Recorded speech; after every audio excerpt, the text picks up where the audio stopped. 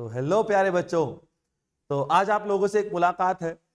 जैसा कि आप जानते हैं कि अपना एनएससीपी का एग्जाम 27 नवंबर को हो चुका है, उसकी डेट्स आ चुकी हैं।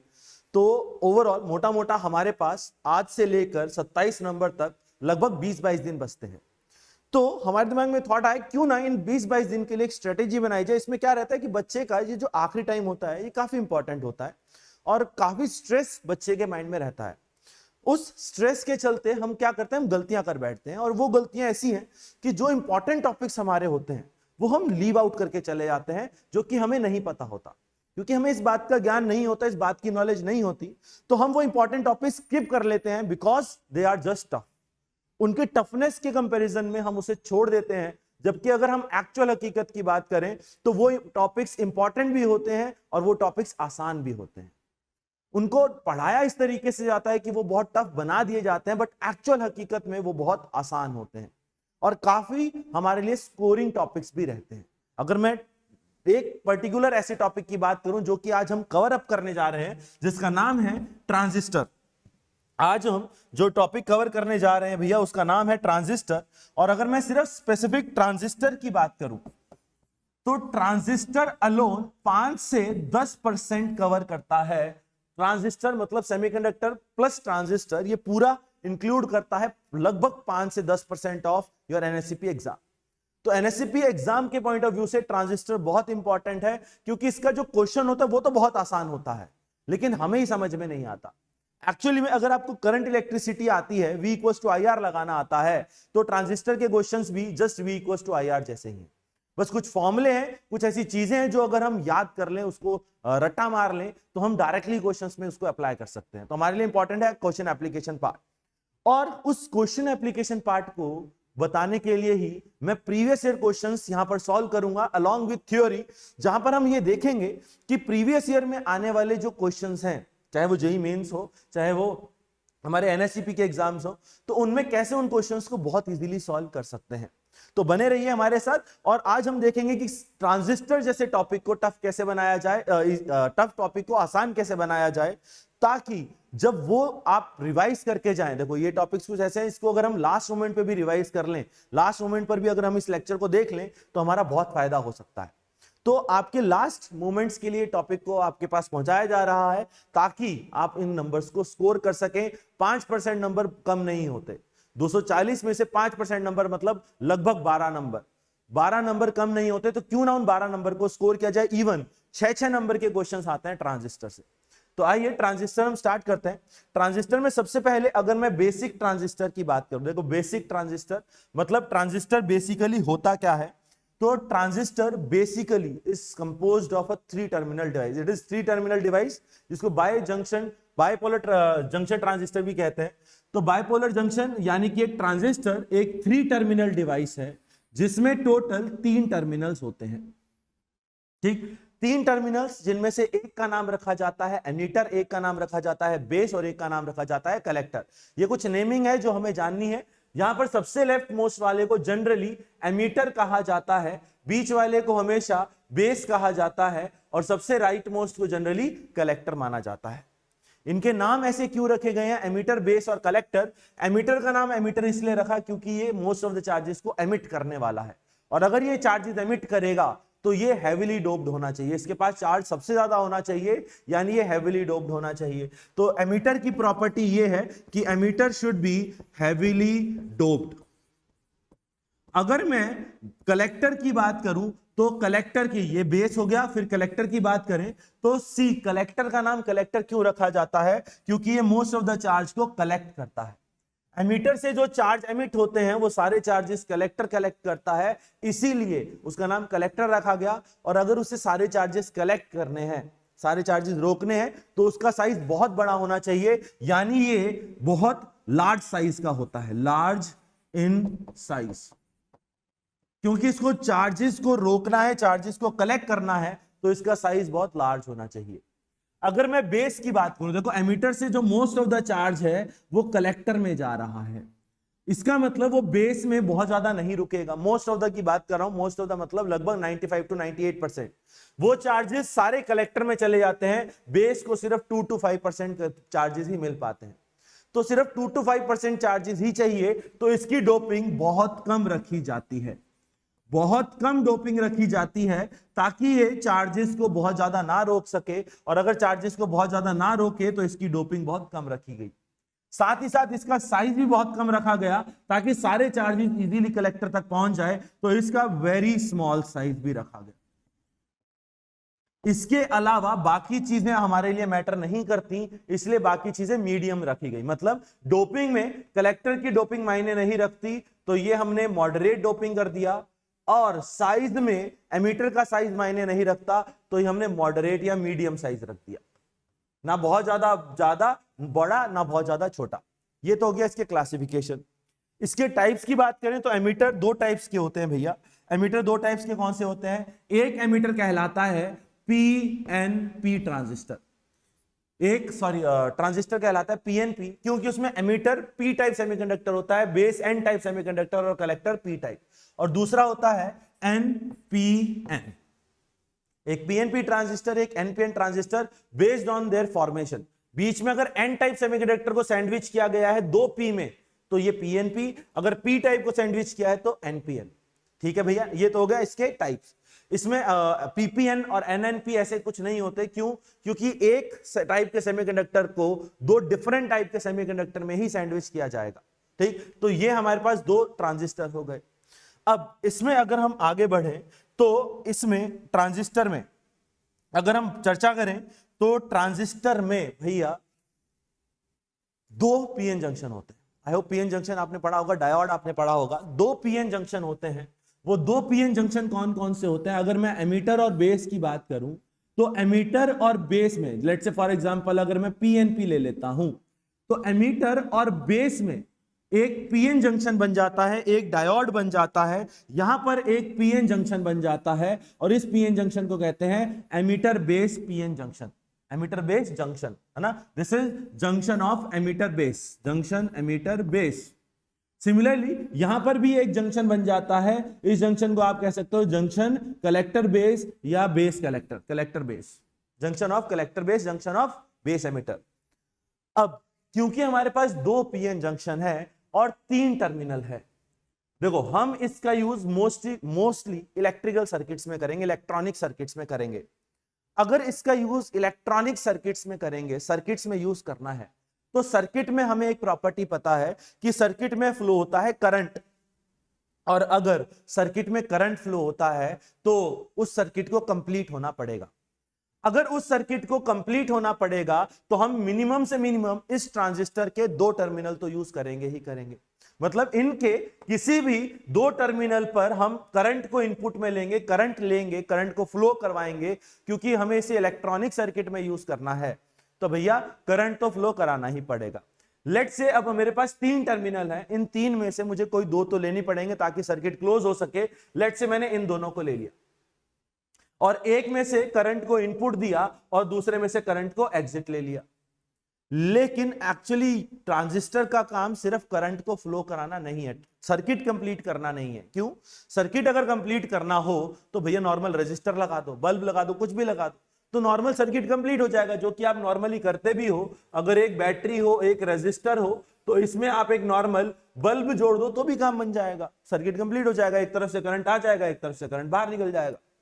लेकिन हमें पता है कि ट्रांजिस्टर का यूज हम ऐसे नहीं कर सकते, ट्रांजिस्टर का यूज हम ऐसे नहीं करते। ट्रांजिस्टर का मोस्टली यूज होता है as an amplifier, as a switch, as a oscillator.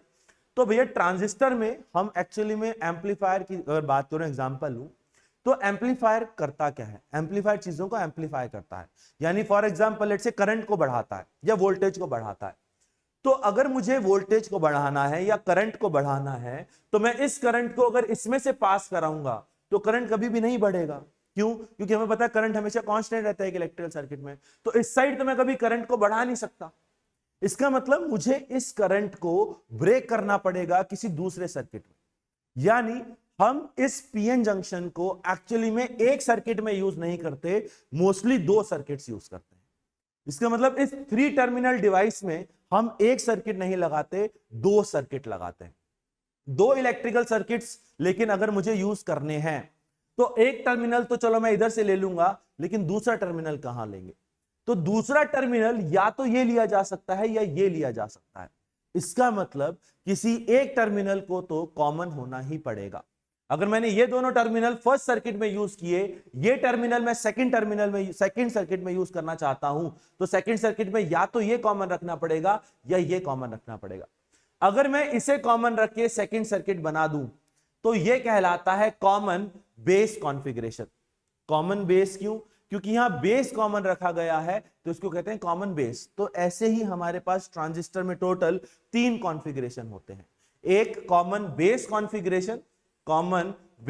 Configuration, एक हमारे पास होता है कॉमन एमीटर कॉन्फ़िगरेशन, और एक हमारे पास होता है कॉमन कलेक्टर कॉन्फ़िगरेशन। यानी हम किसी भी एक टर्मिनल को कॉमन रखकर ये टोटल 3 कॉन्फ़िगरेशन बना सकते हैं। इन 3 कॉन्फ़िगरेशन के अलावा हम अगर इन 2 जंक्शन की बात करें, देखो ये एक पीएन जंक्शन है, ये एक पीएन जंक्शन है, मतलब मैं यहां पे भी एक बैटरी लगा सकता हूं, यहां पे भी एक बैटरी लगा सकता हूं। मतलब इस पीएन जंक्शन की यहां पे भी बायसिंग की जा सकती है, इस पीएन जंक्शन की यहां पे भी बायसिंग की जा सकती है। तो टोटल बायसिंग करने के 4 तरीके हो सकते हैं। कैसे? ये एक पीएन जंक्शन है, पी को पी से जोड़ा है, यानी पॉजिटिव को हाई वोल्टेज से जोड़ा है, तो ये बन गया फॉरवर्ड बायस। अगर मैं इस जंक्शन की बात करूं, इसमें पी को एन से जोड़ा है, यानी पॉजिटिव को नेगेटिव टर्मिनल से जोड़ा है, लो वोल्टेज से जोड़ा है, तो ये हो गया रिवर्स बायस। सिमिलरली ऐसे ही अगर मैं इस बैटरी को उल्टा कर दूं तो पी से जुड़ जाएगा, ये फॉरवर्ड बायस हो जाएगा। यानी इस केस में जंक्शन को बायस करने के हमारे पास 4 तरीके होते हैं। जो एमीटर बेस्ड जंक्शन है और जो कलेक्टर बेस्ड जंक्शन है, इसको बायस करने के हम 4 केस बना सकते हैं। वो 4 केस कौन से? ये फॉरवर्ड हो जाए, ये रिवर्स हो जाए, ये फॉरवर्ड रहे, ये फॉरवर्ड हो जाए, ये रिवर्स हो जाए, ये फॉरवर्ड हो जाए, ये रिवर्स, ये रिवर्स। इसमें ध्यान रखना, हमारे लिए सबसे इंपॉर्टेंट है ये वाला केस, जहां पर एमीटर बेस टर्मिनल को पॉजिटिव यानी कि फॉरवर्ड बायस रखा जाएगा और बेस और कलेक्टर टर्मिनल को रिवर्स बायस रखा जाएगा। वो सबसे इंपॉर्टेंट है और उस रीजन को कहते हैं एक्टिव रीजन। ट्रांजिस्टर के जितने भी मोस्टली क्वेश्चंस होते हैं वो इसी एक्टिव रीजन में पूछे जाते हैं, यानी जब एमीटर बेस फॉरवर्ड बायस और कलेक्टर बेस रिवर्स बायस हो। ये होगा हमारे पास कलेक्टर बेस और एमीटर बेस की बात। इसमें भी अगर कॉन्फ़िगरेशन की बात करूं तो मोस्टली क्वेश्चंस होते हैं कॉमन एमीटर कॉन्फ़िगरेशन के। Mostly questions common ammeter configuration के ही पूछे जाते हैं, यानी कि एमीटर टर्मिनल को रखा जाता है कॉमन। लेकिन एमीटर टर्मिनल कॉमन करने से पहले हमें कुछ चीजें हैं, कुछ फॉर्मूले हैं जो पढ़ने पड़ेंगे फॉर कॉमन बेस कॉन्फ़िगरेशन। तो क्यों ना स्टार्ट करें हम कॉमन बेस कॉन्फ़िगरेशन से।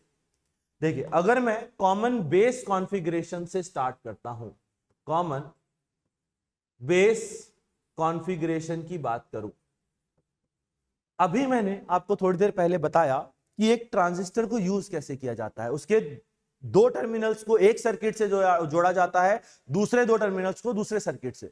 इसमें से एक सर्किट कहलाता है इनपुट और एक सर्किट कहलाता है आउटपुट। ऐसा क्यों? क्योंकि ट्रांजिस्टर का मतलब ही है transfer of resistor. Transfer of resistor, इसका मतलब हम यहां इनपुट को लो रेजिस्टेंस पर लेकर आउटपुट को हाई रेजिस्टेंस पर गेन करते हैं। इसीलिए इसको कहा गया ट्रांसफर ऑफ रेजिस्टर, क्योंकि हम इनपुट को लो रेजिस्टेंस पर लेकर आउटपुट को हाई रेजिस्टेंस पर ले रहे हैं, यानी कि रेजिस्टेंस का ट्रांसफर कर रहे हैं।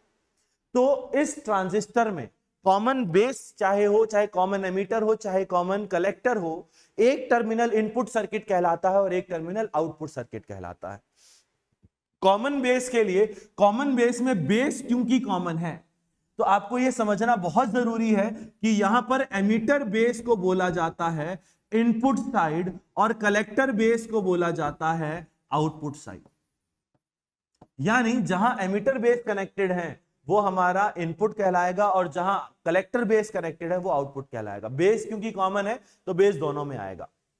तो इससे हमें कुछ चीजें समझनी है कि लेट से अगर हमारे पास ये साइड है एमीटर, ये साइड बीच वाली है बेस और साइड में है कलेक्टर, तो हमने एमीटर को बेस से भी ज्वाइन करना है और कलेक्टर को भी बेस से ज्वाइन करना है। ये एमीटर है, ये कलेक्टर है।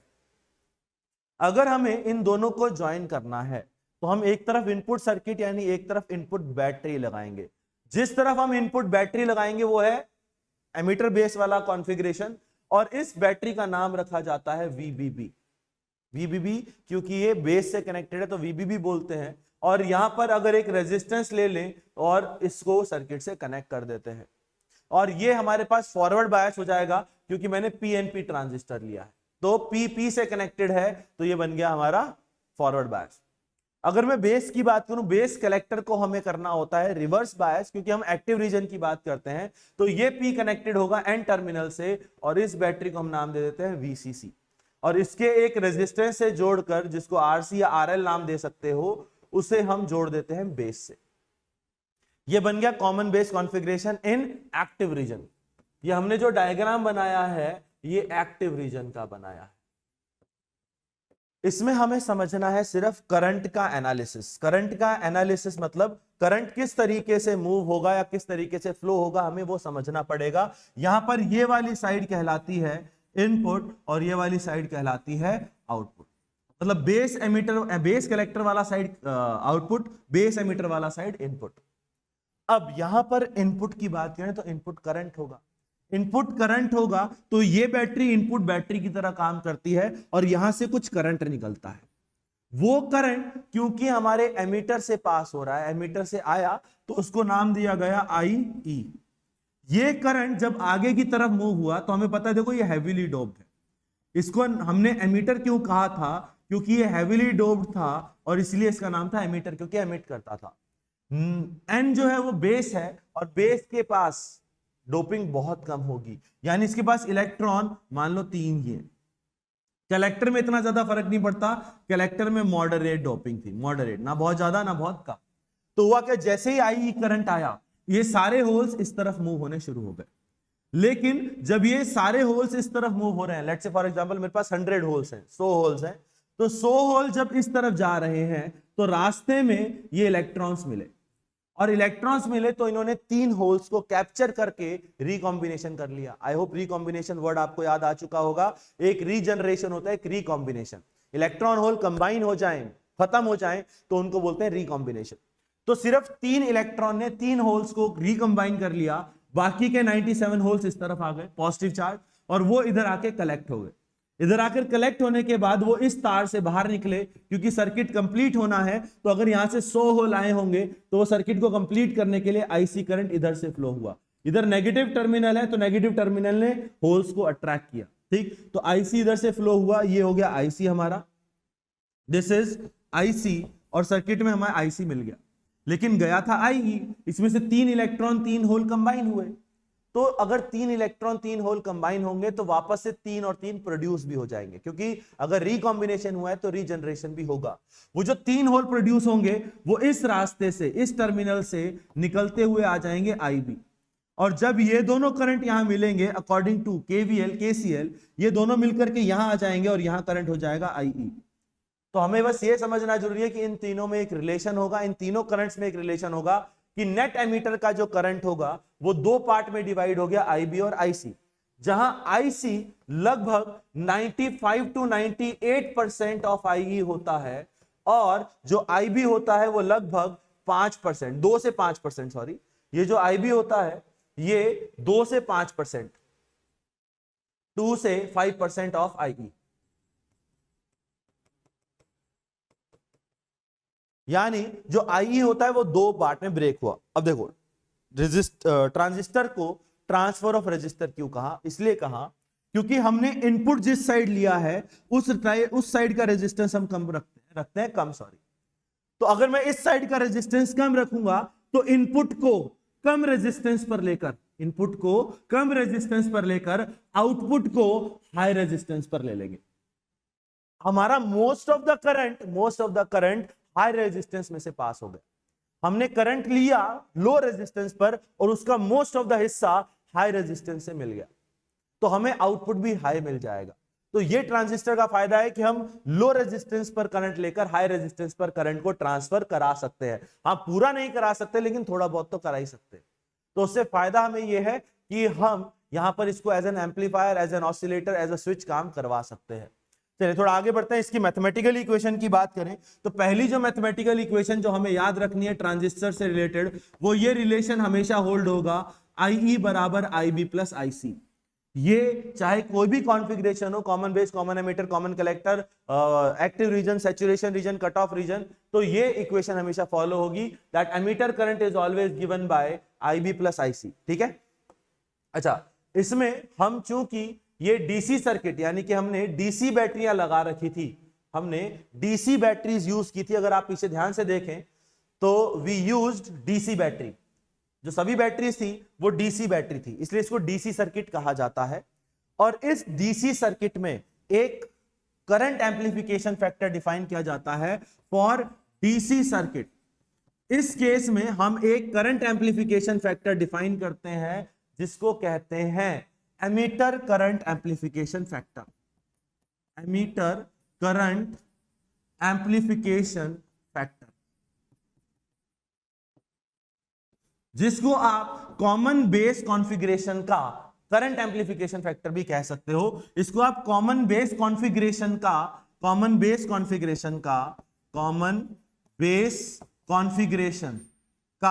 करंट एम्प्लीफिकेशन फैक्टर भी कह सकते हो। कॉमन बेस कॉन्फ़िगरेशन का करंट एम्प्लीफिकेशन फैक्टर, इसमें इसको अल्फा से डिनोट किया जाता है। अब एक चीज याद रखना, कोई भी एम्प्लीफिकेशन फैक्टर हो वो हमेशा डिफाइन किया जाता है आउटपुट अपॉन इनपुट। अगर आउटपुट डबल हो गया तो हम बोलेंगे डबल एम्पलीफाई हो चुका है, एम्प्लीफिकेशन डबल है। तो वैसे ही एम्प्लीफिकेशन डिफाइन किया जाता है output current upon input current, चाहे वो कोई भी केस हो। ये जनरल फॉर्मूले होते हैं, एम्प्लीफिकेशन का जनरल फॉर्मूला ये आउटपुट अपॉन इनपुट, और क्योंकि करंट के लिए लिख रहे हैं तो output current upon input current. यहां पर अगर मैं आपसे पूछूं तो आउटपुट कौन सी वाली साइड थी, अगर हम पूछें तो हमारे इस केस में आउटपुट था IC और इनपुट था IE। तो ये फॉर्मूला हमारे लिए याद रखना उसी तरीके से आसान हो जाएगा। अगर हमें आउटपुट इनपुट पता है तो अल्फा का फॉर्मूला आ जाता है IC बाय IE, जो कि लगभग 1 से छोटा होगा लेकिन नियरली इक्वल टू 1 से छोटा। मतलब नियरली इक्वल टू इसलिए क्योंकि IC और IE लगभग बराबर होंगे 95-98%, लेकिन लेस देन 1 होगा, जस्ट लेस देन 1, जस्ट 1 से थोड़ा सा छोटा होगा। ठीक, 1 नहीं होगा लेकिन 1 से थोड़ा सा छोटा होगा। ये हो गया IC बाय IE। यहां से IC की वैल्यू निकल के आ जाती है, IC की वैल्यू अल्फा IE। ये फॉर्मूला याद नहीं रखना, याद आपको ऊपर वाला फॉर्मूला ही रखना है, लेकिन यहां से IC की वैल्यू आ गई अल्फा IE। सिमिलरली IB की वैल्यू, अगर IC की वैल्यू को यहां रख दें और उसको उस साइड ले जाएं तो IB की वैल्यू आ जाती है 1 माइनस अल्फा IE। वो आनी भी चाहिए, अल्फा IE अगर वो है तो 1 में से उसको माइनस कर दें अल्फा को तो IB आ जाएगा, तो 1 माइनस अल्फा IE। ये दो चीजें हैं जो हमें कॉमन बेस कॉन्फ़िगरेशन में याद रखनी है। बस कॉमन बेस कॉन्फ़िगरेशन के डीसी सर्किट में हमें ये दो चीजें याद रखनी है। अब हम बात कर रहे थे ट्रांजिस्टर की, और ट्रांजिस्टर के लिए अगर मैं बात कहूं तो ट्रांजिस्टर का मोस्ट ऑफ द यूज होता है as an amplifier. As an amplifier की अगर बात कहूं तो वो यूज किया जाता है कॉमन एमीटर कॉन्फ़िगरेशन के एक्टिव रीजन में। तो सेकेंड जो हमें सर्किट पढ़ना है जो कि बहुत इंपॉर्टेंट है हमारे लिए, वो है कॉमन एमीटर कॉन्फ़िगरेशन। यानी इसमें एमीटर वाली साइड को कॉमन रखा जाएगा इन एक्टिव रीजन। इसमें हम सिर्फ एक्टिव रीजन की बात करते हैं क्योंकि हमारे लिए कॉमन एमीटर एक्टिव रीजन में ही काम करता है mostly, most of the questions में। तो कॉमन एमीटर कॉन्फ़िगरेशन की अगर मैं बात करूं तो ये दिखने में कैसा होगा। देखो, ट्रांजिस्टर का एक और सिंबल होता है सर्कुलर फॉर्म में। सर्कुलर फॉर्म में एक लाइन होती है और इससे टोटल 3 टर्मिनल्स निकल रहे होते हैं, ऐसे इससे टोटल 3 टर्मिनल्स निकल रहे होते हैं। इसको थोड़ा सा और अच्छा बना लेते हैं। इससे टोटल 3 टर्मिनल्स निकल रहे होते हैं और वो 3 टर्मिनल्स देखने में कुछ ऐसे होते हैं। यहां पर बीच वाला, आई होप नेमिंग सबको पता होगी, बीच वाला हमेशा क्या कहलाता है, बेस। अच्छा, यहां पर इनमें से किसी एक लाइन पर एरो शो किया जाएगा। वो एरो ऐसा भी हो सकता है, वो एरो ऊपर भी हो सकता है, कहीं भी हो सकता है। लेट से वो एरो नीचे की तरफ ही मैं ले लेता हूं। अगर वो एरो नीचे की तरफ है तो ये एरो एमीटर को रिप्रेजेंट करता है। जो एरो वाली साइड होती है वो हमेशा एमीटर की होती है, जो बची हुई साइड होती है वो किसकी होती है, कलेक्टर की। ये 3 तो पता चल गए। अब क्योंकि हमें कॉमन एमीटर कॉन्फ़िगरेशन पढ़ना है तो एमीटर को दोनों से जोड़ना पड़ेगा। कॉमन एमीटर यानी एमीटर कॉमन है, एमीटर बेस से जुड़ेगा, एमीटर कलेक्टर से जुड़ेगा। एमीटर बेस वाली साइड को हम इनपुट कहते हैं और एमीटर कलेक्टर वाली साइड हमारी क्या बन जाती है, आउटपुट। ये जानना इसलिए जरूरी है क्योंकि इसी के बेसिस पर हम आगे नामकरण कर पाएंगे या आगे फॉर्मूले डिराइव कर पाएंगे। ठीक है भैया, थोड़ा सा आगे बढ़ते हैं। एक्टिव रीजन करना है तो बेस एमीटर, देखो एक है कौन सा ट्रांजिस्टर, ये अगर मैं एक बात करूं एरो P से N होता है तो ये बन गया हमारा P, ये बन गया हमारा N, और अगर ये N बना तो ऊपर वाला भी N हो जाएगा। क्यों? क्योंकि ये NPN ट्रांजिस्टर बनेगा, ये N हो जाएगा NPN। अगर मुझे इसको फॉरवर्ड बायस में करना है बेस एमीटर जंक्शन को, तो बेस यानी P को पॉजिटिव टर्मिनल से जोड़ना पड़ेगा। तो हमने लगाया एक रेजिस्टेंस जिसको मैंने नाम दिया RB क्योंकि बेस से कनेक्टेड है, और वोल्टेज जोड़ा उसको मैंने नाम दिया VBB, और इसको हमने ज्वाइन कर दिया एमीटर के साथ। ये वाली साइड इनपुट साइड कहलाएगी, ये RB इनपुट रेजिस्टेंस और ये इनपुट वोल्टेज। ठीक है, नेक्स्ट अगर हम इसमें थोड़ा सा आगे बढ़े तो इस साइड बात करते हैं। इस वाली साइड ये N टर्मिनल है, और क्योंकि मुझे इसे रिवर्स बायस करना है तो N को हम जोड़ेंगे किससे, पहले रेजिस्टेंस जिसका नाम है RC या जिसको RL से भी डिनोट करते हैं, और N टर्मिनल को जोड़ेंगे positive terminal of the battery से। VCC बड़ा रखा जाता है इन कंपैरिजन टू VBB ताकि कलेक्टर हमारा रिवर्स बायस हो सके, और इन दोनों को कनेक्ट कर दिया इस तरीके से। तो एमीटर बेस से भी कनेक्ट हो गया, एमीटर कलेक्टर से भी कनेक्ट हो गया, और इस सर्किट को ध्यान रखना, इस सर्किट को हम कहते हैं डीसी सर्किट। इसको भी डीसी सर्किट क्यों कह रहे हैं, क्योंकि यहां पर भी हमने डीसी सर्किट का कनेक्शन बिठा रखा है। ठीक, अगर मैं इस डीसी सर्किट में बात कहूं तो इनपुट क्या होगा और आउटपुट क्या होगा। सबसे पहले तो हमें यह समझना पड़ेगा कि क्योंकि यहां से ये एमीटर तो कॉमन है, देखो एमीटर से बेस वाली साइड इनपुट है, तो अब की बार IB को बोला जाता है input current. IB acts as input current. IB आएगा, इधर से हमें IE मिलेगा, ये IE दो पार्ट में डिवाइड होगा। IE का IB वाला हिस्सा इधर मूव हो जाएगा और IC वाला हिस्सा इस साइड मूव हो जाएगा, और यही IC ट्रैवल करके यहां आएगा। IC मतलब IC एमीटर में आया, IC इधर आया, IB इधर से आया, IC प्लस IB मिलके IE में चले गए, यानी वो रिलेशन सेम फॉलो होगा, IE is equal to IB plus IC। ठीक है भैया, थोड़ा सा आगे बढ़ते हैं। ये डीसी सर्किट का हमारा कॉन्फ़िगरेशन हो गया, लेकिन हमें इसमें कुछ इनपुट कैरेक्टरिस्टिक्स ग्राफ होते हैं वो समझने पड़ेंगे। इनपुट कैरेक्टरिस्टिक्स या आउटपुट कैरेक्टरिस्टिक्स ग्राफ क्या होते हैं, जिसमें हम इनपुट को वेरी कराकर ये देखें कि अगर मैं इनपुट वोल्टेज को वेरी कराऊं तो इनपुट करंट कैसे चेंज होगा, कीपिंग आउटपुट वैल्यूज कांस्टेंट।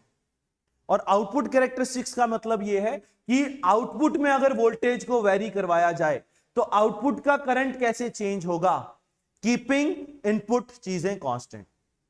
यानी जब हम इनपुट कैरेक्टरिस्टिक्स पढ़ेंगे तो हम आउटपुट चीजों को कांस्टेंट रखेंगे, और जब हम आउटपुट कैरेक्टरिस्टिक्स को पढ़ेंगे तो हम इनपुट कैरेक्टरिस्टिक्स को कांस्टेंट रखेंगे। देखिए, अगर मैं इनपुट की बात करता हूं, सबसे पहले इनपुट कैरेक्टरिस्टिक्स बनेगा किसके वर्सेस किसके, VBB वर्सेस IB, क्योंकि हमें input voltage versus input current का ग्राफ बनाना है। तो अगर मैं इनपुट कैरेक्टरिस्टिक्स बनाऊं, इनपुट कैरेक्टरिस्टिक्स, तो इनपुट कैरेक्टरिस्टिक्स कर्व कैसे बनेगा, इनपुट कैरेक्टरिस्टिक्स कर्व हमारा बनेगा IB वर्सेस VBB, मतलब वोल्टेज के साथ कैसे चेंज होगा वो हमें समझना है, VBB का ग्राफ। तो अगर मैं पिछले डायग्राम में इसको ध्यान से समझने की कोशिश करूं तो कैसे बनेगा, देखो रट्टा नहीं मारना, लेकिन याद अपने आप हो जाएगा। कैसे, ये अगर इस सर्किट की बात करूं, सिर्फ इस सर्किट की, देखो ये सर्किट एक नॉर्मल पीएन जंक्शन की तरह काम कर रहा है। कैसे, एक वोल्टेज है, एक रेजिस्टेंस है, एक पीएन जंक्शन है, यहां से यहां जाओगे पीएन जंक्शन है, मतलब एक डायोड है। कुल मिला के ये हमारा डायग्राम कैसे बन गया, ये अगर मैं डायग्राम की बात करूं, अगर मैं इसके नॉर्मल डायग्राम की बात करूं तो नॉर्मल डायग्राम ऐसा बन गया, एक बैटरी लगी है, एक रेजिस्टेंस लगा है और एक डायोड लगा है। इसका ग्राफ कैसे बनेगा, एक नॉर्मल फॉरवर्ड कैरेक्टरिस्टिक्स का ग्राफ बनेगा। लेकिन फॉरवर्ड कैरेक्टरिस्टिक्स में भी हमें पता है कि ये जो वोल्टेज होना चाहिए वो इसके नी वोल्टेज से ज्यादा होना चाहिए। क्यों, क्योंकि नी वोल्टेज तक ये इसको बैलेंस कर लेता है, करंट को फ्लो नहीं होने देता, ये हमने डायोड में पढ़ रखा है। तो इसका ग्राफ कुछ ज्यादा डिफिकल्ट नहीं है भैया, नॉर्मल जैसा फॉरवर्ड कैरेक्टरिस्टिक्स का ग्राफ बनता है वैसा बनेगा। फॉरवर्ड कैरेक्टरिस्टिक्स का ग्राफ कैसा, जैसे नॉर्मली पहले 0, फिर एक पर्टिकुलर वोल्टेज नी वोल्टेज के बाद वी नी वोल्टेज के बाद ये ग्राफ एकदम से राइज करेगा वी के नी वोल्टेज। लेकिन इसमें हमने एक आउटपुट चीजों को कांस्टेंट रख रखा है। लेट्स से वो आउटपुट कौन है, वीसीसी, और मैंने वीसीई को कांस्टेंट मान रखा है, और वीसीसी सॉरी, हमने वीसीसी को कांस्टेंट मान रखा है। लेट्स से वीसीसी की कोई वैल्यू है, लेट्स से वो वीसीसी की वैल्यू है VC1। आउटपुट वोल्टेज को हमने कांस्टेंट मान रखा है। अब हमने क्या किया कि हमने आउटपुट वोल्टेज को बढ़ाया। सर अभी तो आप बोल रहे हैं आउटपुट वोल्टेज को कांस्टेंट रखते हैं। अरे कोई एक पर्टिकुलर वैल्यू बढ़ा के कांस्टेंट रखा, मतलब अब मैंने पहले वीसीसी 5 वोल्ट लगाया था और ये पूरा स्टडी किया। अब मैं यही स्टडी करना चाहता हूं कि अगर आउटपुट में भी थोड़ा सा चेंज करें तो क्या इफेक्ट पड़ेगा। मतलब अगर मैं वीसीसी को बढ़ा दूं तो क्या इंपैक्ट पड़ेगा। अगर मैं वीसीसी को बढ़ा दूं तो भैया इंपैक्ट क्या पड़ने वाला है वो समझने वाले हैं। तो अगर वीसीसी को बढ़ाया जाएगा तो आईसी बढ़ेगा, और अगर आईसी आपका शेयर बढ़ेगा तो IB कम हो जाएगा। यानी सेम वैल्यू ऑफ VBB के लिए, सेम वैल्यू ऑफ VBB के लिए, VBB नहीं बढ़ाया मैंने अभी, सेम वैल्यू ऑफ VBB के लिए अगर वो वोल्टेज बढ़ गया तो ये करंट बढ़ेगा, और अगर ये करंट बढ़ेगा तो इसका हिस्सा कम हो जाएगा क्योंकि ये करंट बढ़ेगा, तो ये अपने हिस्से को कम करेगा, यानी IB कम हो जाएगा। तो इसका ग्राफ कैसा बनता है, इसका ग्राफ ये बनता है कि अगर हम VCC को बढ़ाएं तो इसका नया ग्राफ बनता है, मैं नए पेन से बना देता हूं, इसका नया ग्राफ ऐसा कुछ बनता है। मतलब लगभग पहले 0 0 0, फिर नी वोल्टेज के बाद ये ग्राफ ऐसा बन जाएगा VCC2, where VCC2 is greater than VCC1। Sir इन दोनों समझ में क्या आ रहा है, इन दोनों से अगर मैं कंबाइंड करके समझूं तो देखो क्या समझ में आ रहा है। सेम वैल्यू ऑफ VB के लिए, same value of input voltage के लिए इस केस में करंट कम मिलेगा, इस केस में करंट ज्यादा मिलेगा। मतलब वोल्टेज बढ़ाने पर IB की वैल्यू देखो कम हो गई। कम वोल्टेज था तो IB की वैल्यू ज्यादा थी, जब ज्यादा वोल्टेज हो गया तो IB की वैल्यू हो गई कम फॉर सेम VBB। तो ये हमारा इनपुट कैरेक्टरिस्टिक का ग्राफ होता है। और वोल्टेज बढ़ाएंगे और ग्राफ राइट साइड शिफ्ट होता जाएगा ऑन इंक्रीजिंग वोल्टेज। ये हमारा इनपुट कैरेक्टरिस्टिक्स का ग्राफ हो गया, जहां पर हमने ये समझा कि इनपुट वोल्टेज को चेंज करने पर इनपुट करंट कैसे चेंज होता जाएगा। लेकिन उसमें यह भी समझ रहे हैं कि अगर आउटपुट वोल्टेज भी बढ़ाएं तो करंट पे क्या इंपैक्ट पड़ेगा। तो आउटपुट वोल्टेज बढ़ाने पर ग्राफ नीचे की तरफ शिफ्ट हो जाएगा for same VBB। Same VBB के लिए ग्राफ नीचे शिफ्ट हो जाएगा।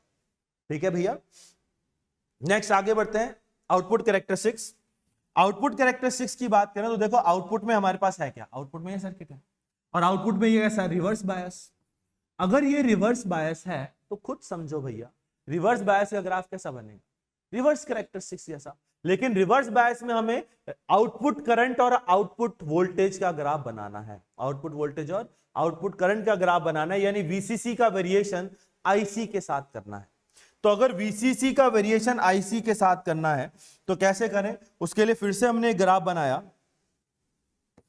IC versus VCC, IC versus VCC। अगर IC वर्सेस VCC का ग्राफ बनाएं तो कैसा बनेगा। इसमें अब की बार हम कांस्टेंट किसको रखेंगे, अब की बार हम कांस्टेंट रखेंगे पहले IB को।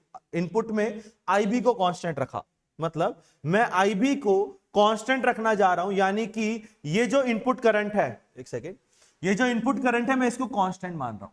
तो IC का वेरिएशन कैसा बनेगा, सर IC भी कांस्टेंट रहेगा, क्यों कि सर IB का शेयर कांस्टेंट है तो IC का शेयर, लेकिन ये रिवर्स बायस है। रिवर्स बायस करंट को चेंज बहुत ज्यादा तो नहीं करता, लेकिन थोड़ा बहुत चेंज तो करेगा, यानी इसमें रिवर्स कैरेक्टरिस्टिक्स तो फॉलो होगी। रिवर्स कैरेक्टरिस्टिक्स क्या थी कि वोल्टेज कम पर ही करंट लगभग कांस्टेंट हो जाएगा, यानी IC की वैल्यू बहुत ज्यादा चेंज नहीं होगी, IC की वैल्यू लगभग क्या रहेगी, कांस्टेंट। मतलब सॉरी, जो हमारा IC रहेगा वो VCC के साथ बहुत ज्यादा चेंज नहीं होगा और वो लगभग कांस्टेंट रहेगा, वो लगभग कांस्टेंट। एक पर्टिकुलर वैल्यू ऑफ IB के लिए, मान लो IB की वैल्यू 10 माइक्रो एम्पियर, तो ये जो करंट होगा ये मिली एम्पियर का ऑर्डर का होगा। अब मान लो तुमने इनपुट करंट को ही बढ़ा दिया, कैसे बढ़ाया, इनपुट वोल्टेज को बढ़ा के, इनपुट वोल्टेज बढ़ा, इनपुट करंट बढ़ गया, लेकिन कांस्टेंट रखते हुए, है ना। अब तुमने इनपुट वोल्टेज को, इनपुट करंट को बढ़ा के कर दिया 20 माइक्रो एम्पियर, तो अगर इनपुट करंट ज्यादा आएगा तो आउटपुट करंट भी ज्यादा मिलेगा, तो आउटपुट करंट अब की बार बढ़ जाएगा, और एक पर्टिकुलर वैल्यू ऑफ आईबी के लिए मान लो 20 माइक्रो एम्पियर हो गया, तो अब उसके लिए आईसी की वैल्यू मिलेगी ज्यादा। फिर आईबी को और बढ़ाया, आईसी और बढ़ जाएगा, यानी आईबी बढ़ने पर आईसी बढ़ जाएगा। ठीक, इसमें अगर मैं बात करूं तो हम उस रीजन में बात करेंगे जब करंट कांस्टेंट हो चुका होगा, आईसी लगभग कांस्टेंट हो चुका होगा, हम इस रीजन में काम करते हैं, एक्टिव रीजन। यानी हम जो वोल्टेज लगाएंगे वो वीसीसी इस वैल्यू से ज्यादा लगाएंगे। ठीक है भैया, चलिए ये हो गया आउटपुट कैरेक्टरिस्टिक्स का ग्राफ। अब आते हैं मैथमेटिकली। भैया ये तो हो गया फिजिकली, ठीक है, ग्राफ समझ लिए, अच्छी बात है। थोड़ी मैथमेटिक की बात करें तो अभी हम क्योंकि डीसी सर्किट पढ़ रहे हैं, तो डीसी सर्किट में भी कुछ चीजें आएंगी। जैसे फर्स्ट इक्वेशन तो वो सेम ही रहेगी, IE is equal to IB plus IC, लेकिन इसमें एक चेंज है, वो ये कि यहां पर करंट एम्प्लीफिकेशन फैक्टर का नाम कुछ और हो जाएगा, और उसको बोलेंगे बेस करंट एम्प्लीफिकेशन फैक्टर। अब की बार बेस करंट एम्प्लीफिकेशन फैक्टर क्यों कह रहे हैं, amplification factor, sorry, base current amplification factor इसको क्यों कहा गया है, क्योंकि यहां बेस हमारा इनपुट है, तो बेस इनपुट है, तो इसीलिए बेस करंट एम्प्लीफिकेशन फैक्टर, या इसको कह सकते हैं कॉमन एमीटर कॉन्फ़िगरेशन का, कॉमन एमीटर कॉन्फ़िगरेशन का current amplification factor, common ammeter configuration का करंट एम्प्लीफिकेशन फैक्टर, जैसे हमने कॉमन बेस कॉन्फ़िगरेशन में डिफाइन किया था। इसको बीटा से रिप्रेजेंट करते हैं, और बीटा की वैल्यू भी सेम उसी, बीटा डीसी कह देंगे इसे। बीटा डीसी की वैल्यू वैसे निकालेंगे जैसे अल्फा की निकाली थी, output current upon input current. Output current है IC और इनपुट करंट है IB, और ये बीटा की वैल्यू 1 से काफी बड़ी होगी। क्यों? क्योंकि IC 95% होता है और IB 5%, तो 95/5%, तो ये रेशियो 1 से तो बहुत बड़ा होगा, तो ये कहलाया बीटा डीसी। ठीक है, अब थोड़ी सी आगे चर्चा करें तो हम अब सर्किट में लिखने जा रहे हैं किरचॉफ वोल्टेज लॉ। देखो, ट्रांजिस्टर का डिफिकल्ट पार्ट वही होता है कि हम वहां किरचॉफ वोल्टेज लॉ नहीं लिख पाते। क्यों?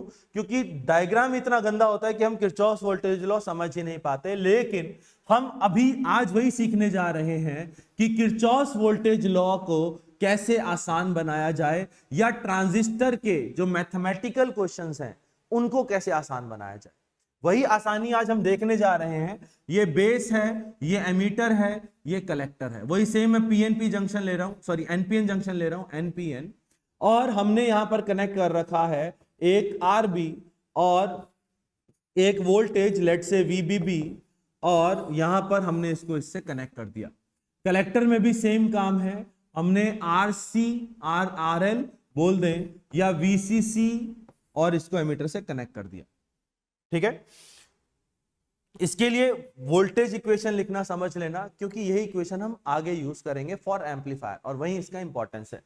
देखो, यहां से जो करंट निकला उसको हम कह रहे हैं आईबी, कह रहे हैं भैया, वो आईबी इधर आया, इधर से जो करंट फ्लो हुआ उसको हम कह रहे हैं आईसी, और वो यहां मिला, और दोनों मिलकर के यहां आ गए, तो ये हो गया IE। ये हमारा करंट का डायग्राम। उसके अलावा हमें यह समझना पड़ेगा कि इसमें किरचॉफ वोल्टेज लॉ कैसे लगी। तो मान लो मैं इस सर्किट में घूम रहा हूं, इस पॉइंट से स्टार्ट हुआ और इसी पॉइंट से घूमता हुआ वापस आ गया, यहां से ऊपर गया, प्लस में जाएंगे तो बन गया VBB, करंट की डायरेक्शन में जाएंगे तो माइनस IBRB।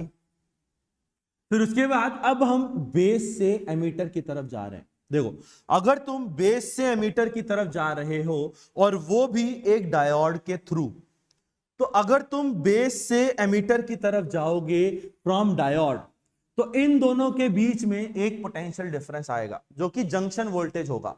क्यों? क्योंकि एक पीएन जंक्शन अपने अक्रॉस एक कांस्टेंट पोटेंशियल डिफरेंस मेंटेन करता है, जिसको हम नाम देते हैं VBE। VBE क्यों?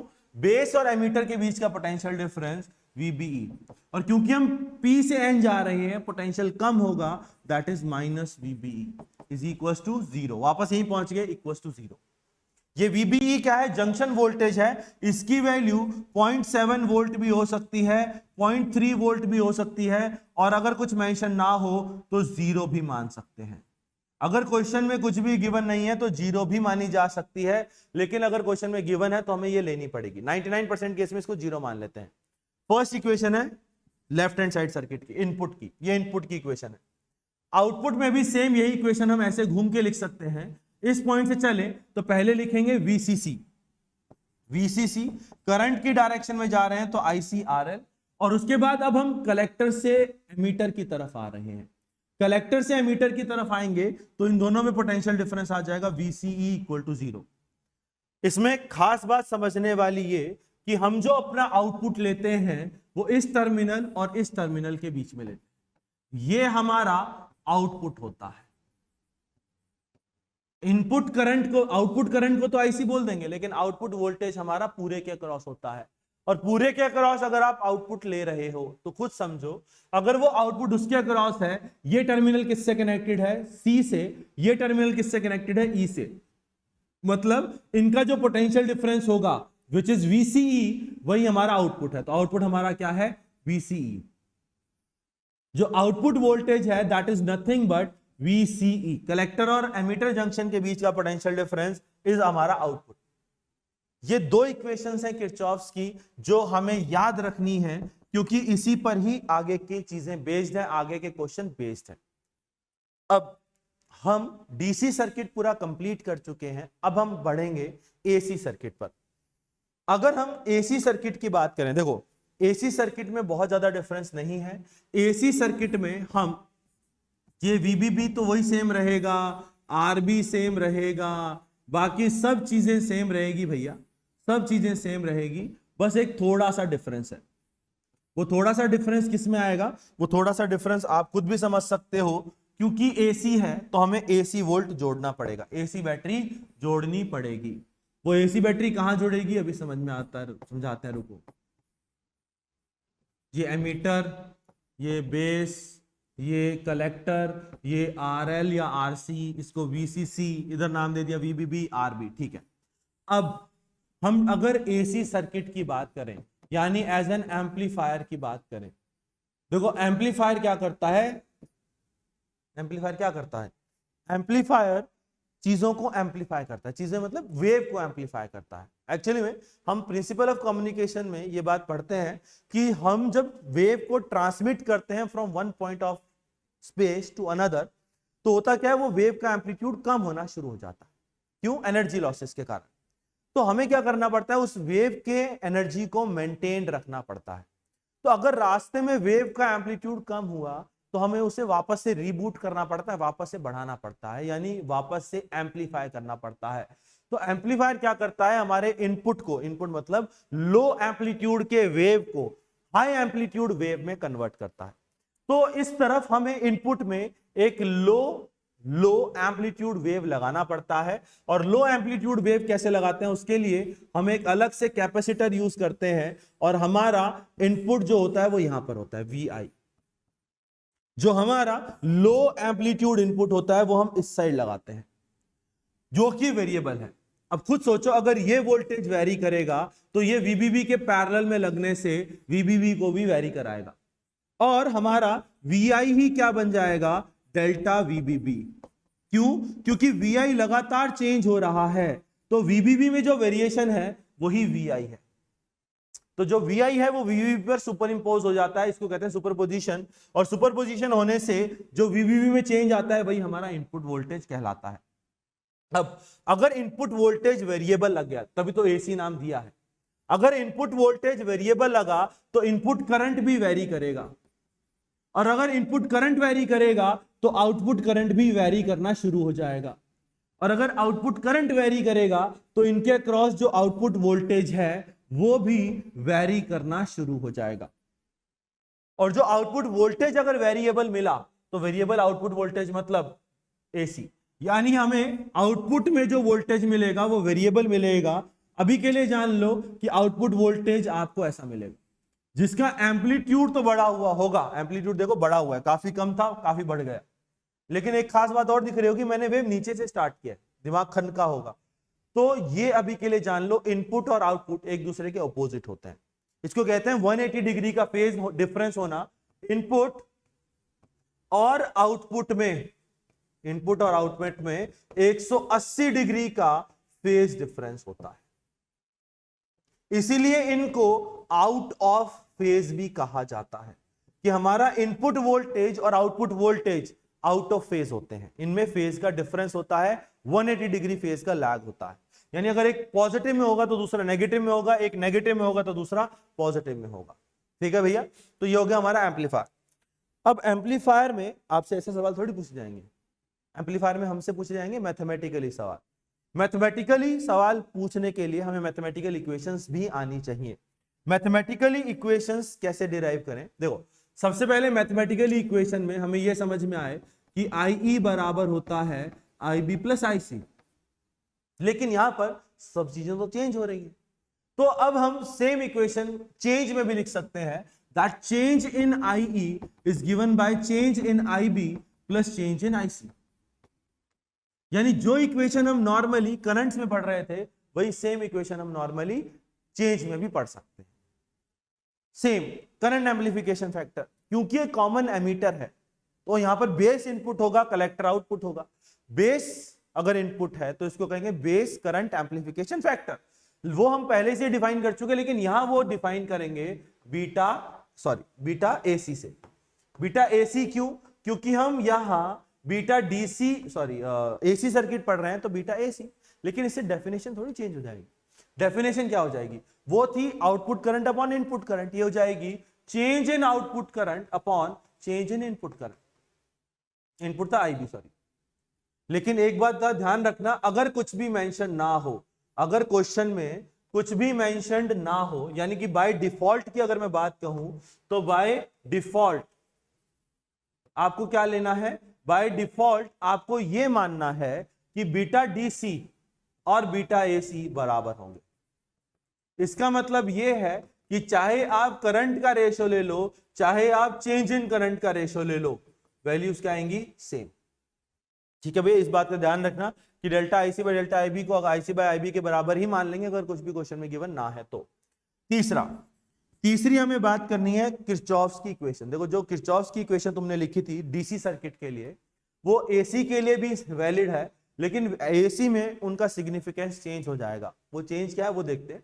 जैसे हमने इनपुट के लिए इक्वेशन लिखी थी, मेरे को याद जो आ रही है वो VBB minus IBRB minus VBE is equal to 0। मेरे को तो ये इक्वेशन याद आ रही है। अब ये इक्वेशन थी DC के लिए क्योंकि करंट्स कांस्टेंट थे, लेकिन हम तो एम्पलीफायर पढ़ रहे हैं, तो एम्पलीफायर में करंट वेरी करेगा। करंट अगर वेरी करेगा तो सब चीजें वेरी करेगी। तो सेम इक्वेशन अब की बार इसमें ना लिख करके किसमें लिखेंगे, चेंज में। That is change in VBB minus change in IBRB minus change in VBE is equal to 0। लेकिन अगर हम इसमें बात कहें तो ये वाला डेल्टा VBE हो जाएगा 0। ये वाला डेल्टा VBE 0 क्यों हो जाएगा भैया, क्योंकि जो VBE था वो क्या था, बेस और एमीटर के बीच का पोटेंशियल डिफरेंस, वो तो कांस्टेंट रहेगा। एक डायोड के लिए 0.7 या 0.3 मेंटेन रहता है, तो ये 0 हो जाएगा। तो यहां से एक रिलेशन निकल के आया, दैट इज डेल्टा VBB, और डेल्टा VBB हमारा क्या है, input voltage is equal to delta IBRB, जहां RB को आप इनपुट रेजिस्टेंस भी कह सकते हो, RB को आप इनपुट रेजिस्टेंस का नाम भी दे सकते हो। क्वेश्चन में उसका नाम इनपुट रेजिस्टेंस दिया जाएगा। तो इक्वेशन बन गई input voltage is equal to change in input current into input resistance, यानी V इक्वल टू IR ही है। और यहां पर sir V equal to IR में एक तरफ चेंज है एक तरफ V है, भैया VI ही खुद चेंज है। वो VI क्या है, वो VI वेरिएबल वोल्टेज है ना भैया, तो VI खुद हमारे लिए एक चेंज है, एम्पलीट्यूड है। तो VI is equal to delta IBRB। Same यही रिलेशन आपका आउटपुट के लिए खुलेगा। चौथा इक्वेशन आउटपुट के लिए क्या इक्वेशन था भैया, आउटपुट के लिए जहां तक मुझे याद है VCC minus ICRL minus VCE is equal to 0। अगर सेम इक्वेशन चेंज में लिखें तो delta VCC minus delta ICRL minus, अच्छा VCE हमारा था आउटपुट वोल्टेज, बताया था मैंने। अगर ये आउटपुट वोल्टेज है तो ये बन गया डेल्टा V आउटपुट, जिसको डेल्टा को ही मैं V आउटपुट मान लेता हूं। क्यों, क्योंकि हमारा आउटपुट वोल्टेज वेरिएबल है, ये तो हमें पहले से ही पता है। तो हम चेंज लिखें क्यों, हम तो सीधा आउटपुट लिख देते हैं। क्योंकि हमें पता है वो वेरिएबल है। अगर मैं इसकी बात करूं तो ये होगा 0। ये 0 क्यों? क्योंकि यहां पर डीसी वोल्ट की बैटरी लगी थी। अब कोई बोलेगा सर डेल्टा वीबीबी डेल्टा वीबी कैसे 0 हुआ? तो यहां पर हमारे पास डीसी वोल्ट की बैटरी लगी थी, तो वीसीसी इसलिए मैंने 0 ले लिया। वीबीबी को इसलिए 0 नहीं लिया क्योंकि इसके पैरेलल में एक वेरिएबल वोल्टेज लगा था, जिस कारण से वीबीबी चेंज होने लगा। इसीलिए हमने डेल्टा वीबीबी को 0 नहीं लिया, लेकिन हम डेल्टा वीसीसी को 0 लेंगे क्योंकि वहां पर उसके पैरेलल में कोई भी पैरेलल बैटरी वेरिएबल बैटरी नहीं लगी। वो तो वेरिएबल वोल्टेज आउटपुट है, वहां कोई लगाया नहीं है। तो ये 0, तो यहां से V आउटपुट हमारे पास निकल के आ गया। V output is minus delta IC RL। ये इंपॉर्टेंट इक्वेशन है। ये इक्वेशन और पीछे वाली इक्वेशन इंपॉर्टेंट इक्वेशंस हैं भैया हमारी। ये वाली इक्वेशन भी हमारे लिए इंपॉर्टेंट है। इन दोनों को अगर रिलेट करें तो अभी तक हम क्या बोल सकते हैं, कुछ फॉर्मूले डिफाइन करने जा रहा हूं भैया। जैसे सबसे पहला था करंट गेन। कॉमन एमीटर में हम देखो करंट गेन तो डिफाइन कर ही चुके हैं। करंट गेन हमने बीटा डीसी से डिफाइन किया था, सॉरी बीटा एसी से डिफाइन किया था, जो था output current upon input current, जिसको तुम आईसी बाय आईबी भी लिख सकते हो। अब सेम इसी लॉजिक से एक वोल्टेज गेन भी डिफाइन किया जाता है। क्यों? क्योंकि अगर करंट में राइज हुआ है तो वोल्टेज में भी राइज हुआ होगा। इसका सिंबल रखा जाता है एवी, वोल्टेज गेन। अब वोल्टेज गेन सोचो क्या होगा, voltage output upon voltage input. Voltage output था हमारा VO और वोल्टेज इनपुट था VI, और यही दो फॉर्मूले आप पीछे डिराइव कर चुके हो। ये फॉर्मूला है VO का और ये फॉर्मूला है VI का। आपको कुछ नहीं करना, इन दोनों आउटपुट और इनपुट वोल्टेजेस को डिवाइड करना। देखो किया क्या, कुछ नहीं किया, किरचॉफ्स की इक्वेशन लिखी, उनमें चेंजेस लिखे और फिर बाद में उन दोनों को डिवाइड करना है। V आउटपुट था minus delta IC output resistance upon delta IB into input resistance RB। ये delta IC by delta IB क्या बन गया, बीटा। तो यहां पर वोल्टेज गेन हमें पता लग गया, voltage gain is minus beta times of RL by RB, that is output resistance by input resistance. इसको ये भी लिख सकते हो minus beta times of output resistance upon input resistance. अब इसमें एक टर्म आ रहा है माइनस। माइनस यही बता रहा है कि हमारा जो वोल्टेज का गेन है वो नेगेटिव है। नेगेटिव का मतलब साइन में नेगेटिव, कि अगर इनपुट वोल्टेज पॉजिटिव है तो आउटपुट वोल्टेज नेगेटिव मिलेगा, और अगर आउटपुट वोल्टेज पॉजिटिव है तो इनपुट वोल्टेज नेगेटिव रहा होगा। तो यहां पर माइनस साइन ये सजेस्ट करता है कि इन दोनों का साइन अपोजिट होगा। ठीक, इसी से रिलेटेड एक और टर्म डिफाइन की जाती है पावर गेन। देखो पावर गेन क्या हो सकता है, पावर गेन AP से डिनोट करते हैं। पावर गेन क्या हो सकता है, पावर में गेन, और पावर होता है V इंटू I। तो I output into V output upon V input into I input, that is output upon input. ये रेशो बन गया क्या, वोल्टेज गेन। ये रेशो बन गया करंट गेन। यानी कुल मिला के ये लिखा हुआ है AV इंटू बीटा। ये रहा AV, इसमें बीटा मल्टीप्लाई कर दो तो पावर गेन हमें पता लग गया minus beta square output resistance upon input resistance. बस यही है भैया पूरा ट्रांजिस्टर। ट्रांजिस्टर इतना ही था। ट्रांजिस्टर में ये सारी चीजें बस फॉर्मूले ही हैं जो हमें समझने हैं, वो ये किरचॉफ से जो फॉर्मूला है वही हमें समझने हैं। ठीक, लास्ट ट्रांजिस्टर से रिलेटेड चीज, वो ट्रांजिस्टर से रिलेटेड चीज आती है सैचुरेशन मोड। देखो ट्रांजिस्टर में एक और तरीके का क्वेश्चन हमसे पूछा जाता है और वो है सैचुरेशन मोड। कई बार ट्रांजिस्टर में साफ साफ लिखा होता है कि वो ट्रांजिस्टर सैचुरेशन मोड में काम कर रहा है, मतलब उसमें एम्पलीफायर नहीं है बट सैचुरेशन मोड है। तो अगर एम्पलीफायर मोड नहीं है तो हम एम्पलीफायर की इक्वेशंस यूज नहीं कर सकते।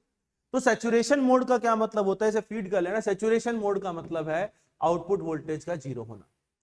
सैचुरेशन मोड का मतलब है आउटपुट वोल्टेज 0 होना।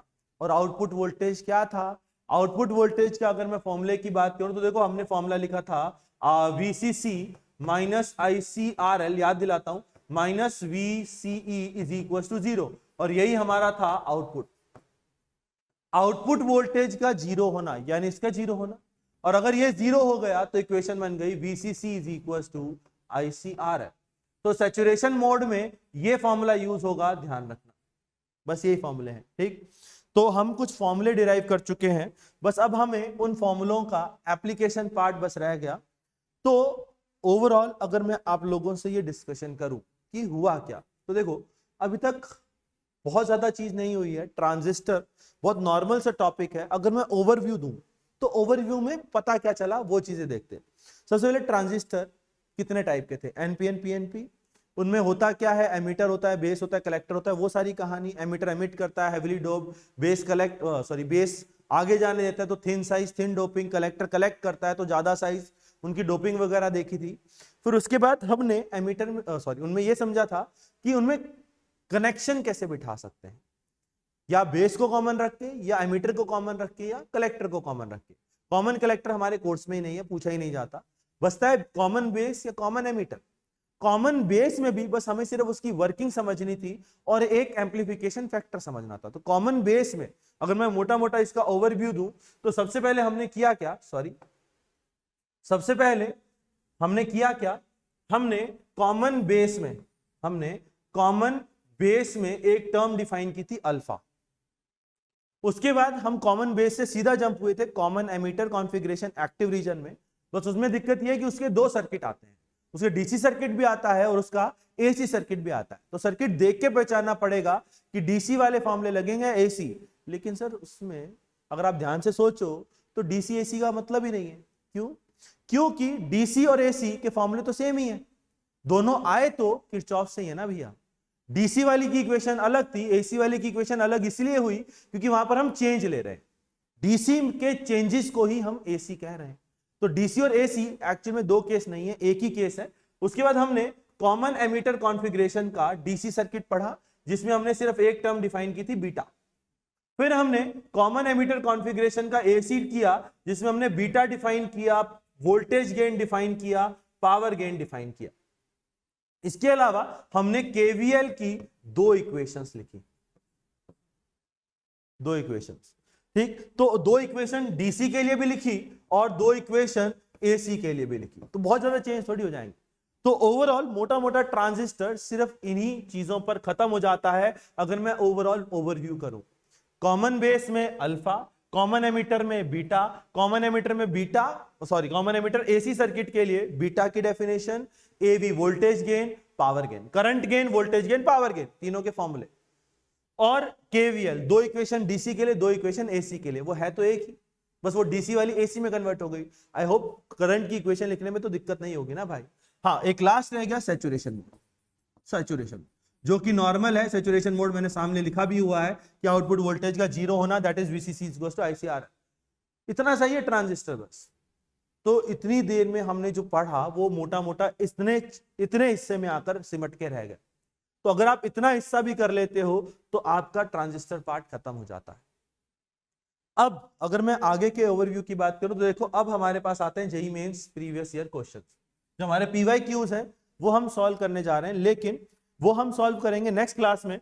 तो मेरी आपसे रिक्वेस्ट ये है कि तब तक आप जब तक हम इन क्वेश्चंस को सॉल्व ना करें, जब तक आप इस पूरी थ्योरी को पढ़ें, इसको समझें, और जो भी आपके डाउट्स हैं, जो भी आपकी चीजें हैं, जो भी आपको चीजें समझ में नहीं आई, वो हमसे इंटरेक्ट करें, कमेंट सेक्शन में कमेंट करें और कोशिश करें इन चीजों को समझने की, पढ़ने की, क्योंकि ये चीजें बहुत आसान है। जितना मैंने आपको ओवरव्यू दिया है, जितनी चीजें मैंने आपको लिखाई हैं, these are more than sufficient to complete your NSCP exam. आपके एनएससीपी में ये सारी चीजें ओवरव्यू अगर आप पढ़ लें तो आपकी चीजें कंप्लीट हो जाती है, आपके सारे क्वेश्चंस बन जाएंगे। ठीक, हम देखेंगे कैसे इनको जेईई मेंस लेवल पर सब सॉल्व किया जा सकता है, तो एनएससीपी लेवल पर भी हम सॉल्व कर सकते हैं।